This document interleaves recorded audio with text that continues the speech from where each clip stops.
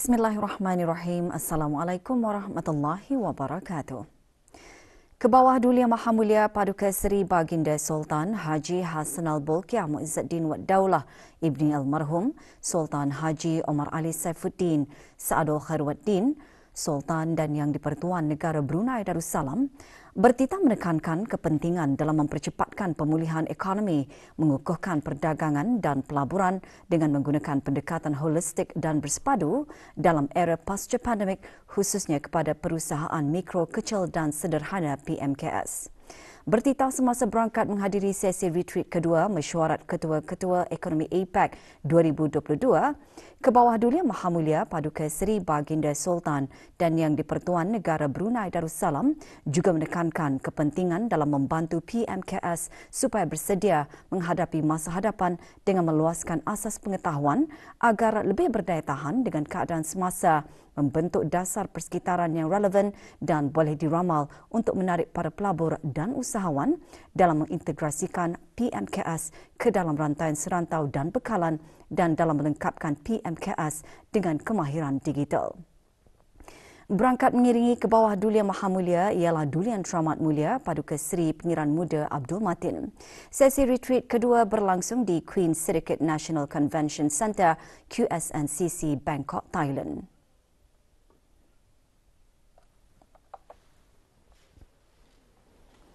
Dengan tema Sustainable Trade and Investment, sesi retreat kedua dimulakan dengan ucapan alu-aluan daripada Tuan Yang Terutama Prayut Chan-o-cha, Perdana Menteri Thailand. Semasa sesi ini, Kebawah Duli Yang Maha Mulia dan para pemimpin APEC yang lain membincangkan kerjasama dan bertukar-tukar pandangan mengenai isu-isu serantau dan antarabangsa yang menjadi kepentingan bersama dan juga mendengarkan penerangan daripada Pengarah Urusan International Monetary Fund mengenai Global Economic Outlook.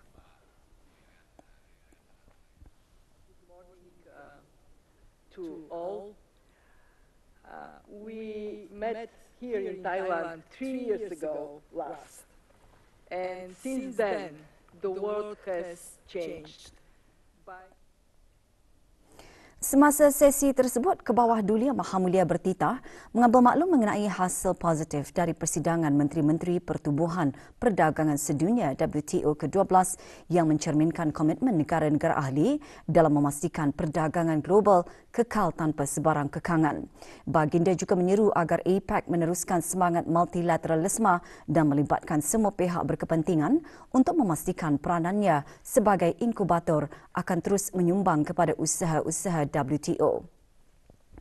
Dalam akhiri titah, Kebawah Duli Yang Maha Mulia memberikan sokongan kepada Amerika Syarikat yang akan menjadi pengerusi APEC bagi tahun 2023 dengan tema Creating a Resilient and Sustainable Future for All. Semasa APEC Economic Leaders Meeting pada kali ini, Ketua-Ketua Ekonomi APEC telah mengeluarkan dua dokumen iaitu Deklarasi Pemimpin Ekonomi APEC dan Bangkok Goals on BCG Economy. Deklarasi Pemimpin Ekonomi mengetengahkan kerja-kerja APEC sepanjang tahun 2022 semasa Thailand menjadi pengerusi APEC.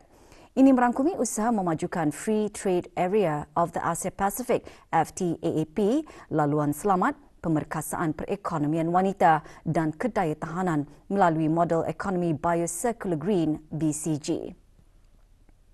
Manakala Bangkok Goals on BCG Economy bertujuan untuk mengesahkan komitmen pemimpin APEC dalam meneruskan objektif kemampanannya secara responsif dan komprehensif untuk menangani peningkatan cabaran ekonomi dan alam sekitar yang dihadapi rantau ini di samping memperkukuh dan menyumbang kepada tindakan global yang sedang berjalan. APEC merupakan salah satu platform penting dalam menggalakkan dialog, pertukaran pandangan dan amalan terbaik mengenai inisiatif dan dasar yang menyumbang kepada iklim ekonomi yang lebih kondusif. Sebagai inkubator idea, APEC juga membina kerjasama ekonomi dan teknikal serta program pembangunan kapasiti dalam berbagai bidang. Keahlian negara Brunei Darussalam dalam APEC telah membolehkan penyertaan dalam dialog dasar dan penglibatan pembangunan kapasiti tersebut yang boleh menyumbang ke arah mencapai matlamat wawasan Brunei 2035. Ke bawah Duli Yang Maha Mulia Paduka Seri Baginda Sultan dan Yang di-Pertuan Negara Brunei Darussalam berangkat meninggalkan Bangkok, Thailand selepas menghadiri mesyuarat Ketua-Ketua Ekonomi APEC 2022 AELM. Berangkat mengiringi ke bawah Duli Yang Maha Mulia ialah Duli Yang Teramat Mulia Paduka Seri Pengiran Muda Abdul Matin. Sebelum berangkat, doa selamat dibacakan oleh Yang Berhormat Pehin Datuk Seri Maharaja Datuk Paduka Seri Setia Dr. Ustaz Haji Awang Abdul Aziz bin Junid, Mufti Kerajaan.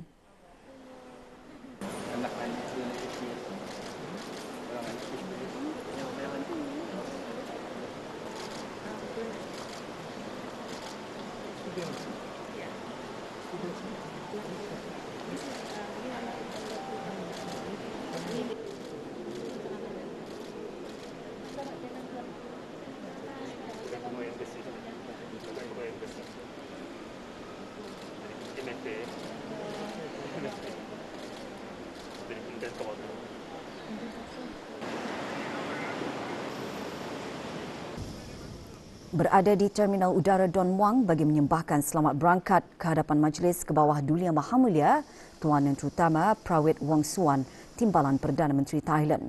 Juga hadir Tuan Yang Terutama Pengiran Haji Sahari bin Pengiran Haji Saleh, Duta Besar Istimewa dan Mutlak Negara Brunei Darussalam ke Thailand.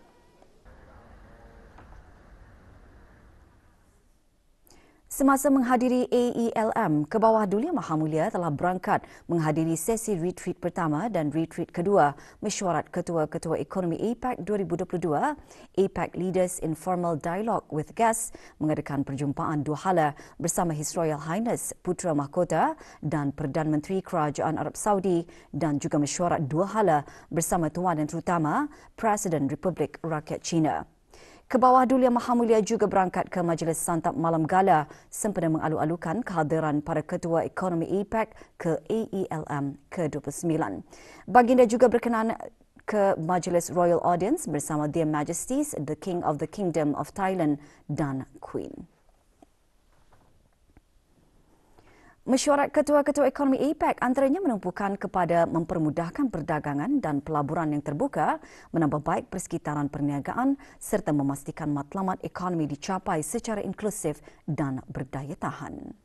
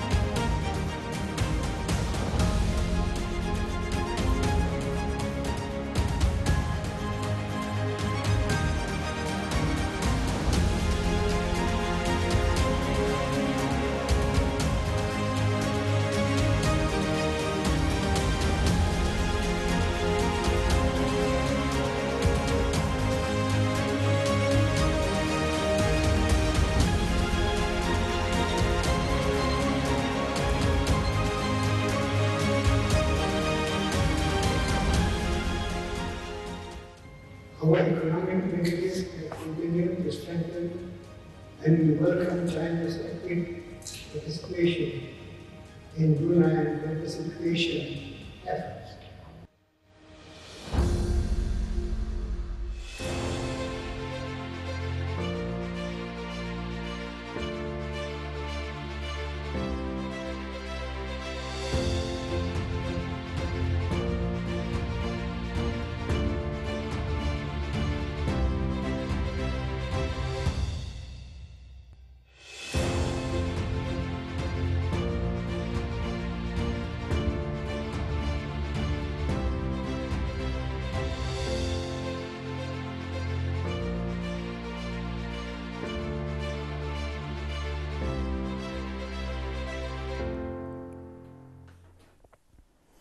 Dulian Selamat Mulia Paduka Seri Pengiran Muda Mahkota, Pengiran Muda Haji Al-Muhtadi Billah Ibni Kebawah Dulian Mahammulia Paduka Seri Baginda Sultan Haji Hassanal Bolkiah Muizzuddin Wad Daulah Menteri Kanan di Jabatan Perdana Menteri, dan Yang Teramat Mulia Paduka Seri Pengiran Anak Isteri Pengiran Anak Sarah binti Pengiran Haji Saleh Abrahaman malam tadi berkenan berangkat menyaksikan perlawanan bola sepak Piala FA Brunei 2022 antara pasukan DPMM FC dengan Kota Ranger FC bagi saingan peringkat separuh akhir pertama.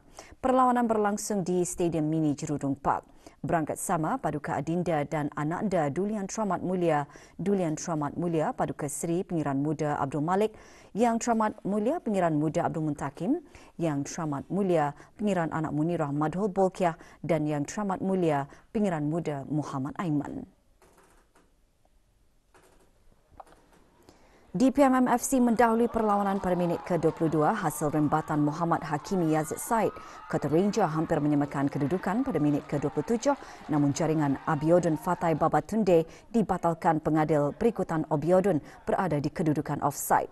Pada minit ke-33, Muhammad Shahrazan Said hampir menggandakan gol buat DPMM FC tetapi bola hanya singgah di palang lawan.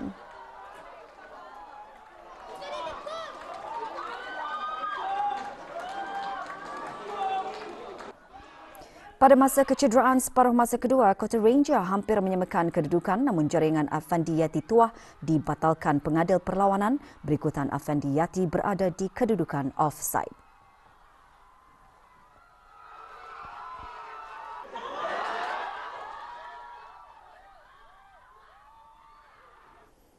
Penerima anugerah-anugerah sempena Hari Perkhidmatan Awam ke-29 diharap akan terus menjadi dorongan kepada seluruh warga perkhidmatan awam dalam menanai amanah masing-masing serta menyumbang kepada produktif semata-mata bagi kejayaan agenda pembangunan negara yang inklusif dan holistik.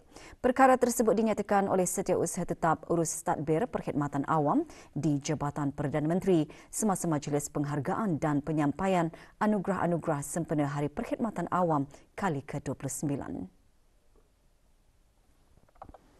Awang Ajman bin Haji Meludin selaku pengerusi jawatan kuasa eksekutif juga menjelaskan anugerah tersebut adalah sebagai pengiktirafan usaha kementerian dan jabatan kerajaan yang berjaya membuat pembaharuan dan penambahbaikan bagi keberkesanan perkhidmatan. Penyampaian anugerah disempurnakan oleh Yang Berhormat Pihin Datuk Lailur Raja Meja Jeneral Bersara Datuk Paduka Sri Haji Awang Halbi bin Haji Muhammad Yusof, Menteri di Jabatan Perdana Menteri. Kumpulan Fit for Purpose dari Jabatan Ukur Cawangan Daerah Tutong menerima anugerah perak, anugerah inovasi perdana bagi kertas projek tahun 2022. Manakala Jabatan Perancangan, Perkembangan dan Penyelidikan dan Jabatan Peperiksaan Kementerian Pendidikan menerima anugerah gangsa. Juga diadakan penyampaian sijil pengiktirafan program penggradean prestasi sektor awam, anugerah pekerja cemerlang perkhidmatan awam serta anugerah kekitangan berjasa dan berbakti perkhidmatan awam.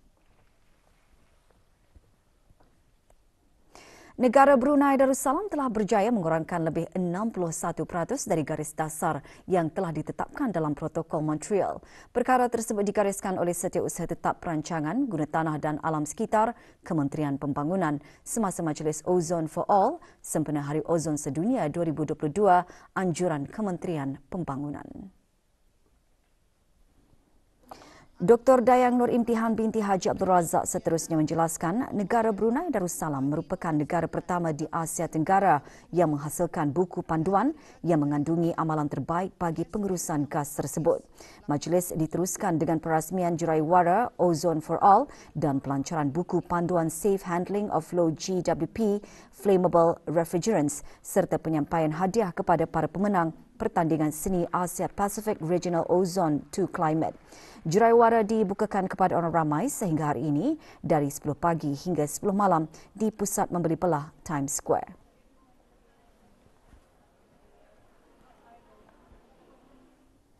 Seramai 126 pelajar Kolej Antarabangsa Micronet yang berjaya menamatkan pengajian dari pelbagai program menerima sijil pada majlis convocation kolej berkenaan. Majlis berlangsung di The Empire Brunei. Para graduan menerima sijil disampaikan oleh Dr. Haji Azman bin Ahmad, Setiausaha Tetap Pengajian Tinggi Kementerian Pendidikan selaku Wakil Menteri Pendidikan. Para graduan yang menerima sijil ini atas pencapaian dalam pelbagai jurusan akademik. Antara yang hadir, Dr. Chin Wei Keh, Timbalan Setiausaha Tetap Kementerian Pendidikan. Datin Paduka Profesor Dr. Dayang Hajah Zohrah binti Haji Sulaiman, Naib Chancellor Universiti Teknologi Brunei dan Sylvester Yong, Pengarah Urusan Kolej Antarabangsa Micronet. Dua pelajar menerima anugerah Micronet Special Merit atas pencapaian akademik yang cemerlang.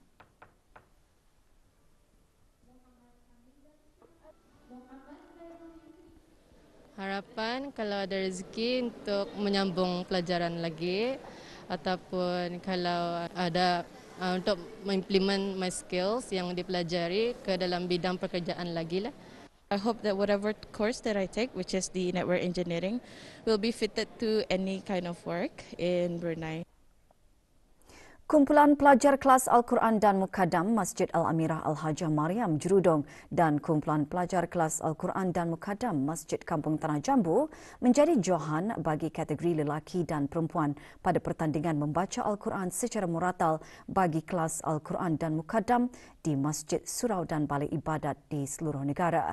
Pertandingan sempena sambutan ulang tahun Hari Keputeraan ke bawah Duli Yang Maha Mulia Paduka Seri Baginda Sultan dan Yang di-Pertuan Negara Brunei Darussalam ke-76. Para pemenang menerima hadiah disampaikan oleh Awang Haji Muhammad Serudin bin Haji Timbang, Timbalan Setiausaha Tetap Kementerian Hal Ehwal Ugama. 11 pasukan bahagian lelaki dan 12 pasukan bagi kategori perempuan menyertai pertandingan tersebut. Majlis berlangsung di Masjid Al-Amirah Al-Hajah Mariam, Kampung Jerudong. 50 peserta yang menamatkan program Training of Trainers dan Training of Assessors menerima sijil pada satu majlis yang berlangsung di Dewan Seri Kerna, Simeo Voktek, Gadong. Penyampaian sijil disempurnakan oleh Dr. Hajah Siti Haziah binti Pihin Orang Kaya Saiful Muluk, Datuk Seri Paduka Haji Abidin, Ketua Sekretariat Manpower Planning and Employment Council MPEC, Jabatan Perdana Menteri. Para peserta terdiri daripada pegawai dan pengajar dari pelbagai industri antaranya DARE, Ashcore, PTAS, Acre Solutions dan Serikandi Oilfield Services. Status harian normal baharu COVID-19. 1 kes kematian dicatatkan manakala 2 kes masing-masing berada dalam setiap kategori 4 dan 5. Kementerian Kesihatan memaklumkan 614 kes dilaporkan sembuh. Jumlah keseluruhan pemberian 2 dos vaksin COVID-19 bagi kanak-kanak berumur 5 hingga 11 tahun 86.6%. Bagi remaja berumur 12 hingga 17 tahun yang mendapat 3 dos vaksin 61.9%. Dan liputan bagi rakyat dan penduduk negara ini yang mendapatkan 3 dos vaksin 78.8%. Jabatan Perkhidmatan Elektrik Jabatan Perdana Menteri akan menjalankan kerja-kerja menaik taraf sistem meter prabayar esok Isnin 21 November 2022 bermula pukul 12.30 malam hingga 6 pagi. Semasa kerja menaik taraf dilaksanakan, semua pembelian token meter prabayar melalui Cash Deposit Machine CDM, Power Card, DSC Easy SMS dan pembelian dalam talian akan terjejas. Orang ramai dinasihatkan membuat pembelian token meter prabayar sebelum kerja-kerja menaik taraf dilaksanakan. Sebarang pertanyaan lanjut, hubungi talian Darussalam 123.